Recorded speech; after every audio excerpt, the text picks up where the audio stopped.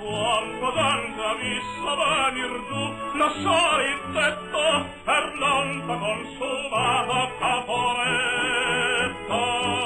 Profughi ovunque dai lontani volti, venivano a gravire tutti i ponti.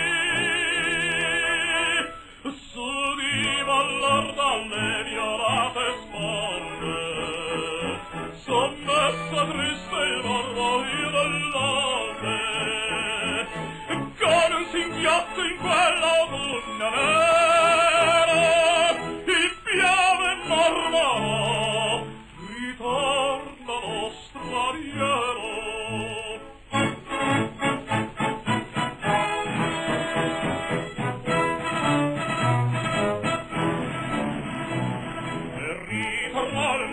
Per l'orgoglio e per la fame voleva sfogar tutte le sue brame, vedeva il piano aprico di lassù, voleva ancora sfamarsi e ripudiare come allora.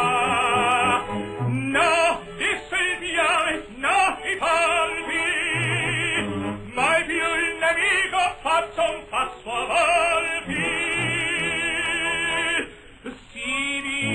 Per rigonfiar le sponde, e come i pampi combattevano l'onde, rosso del sangue del nemico altero, il piave comandò, indietro va straniero.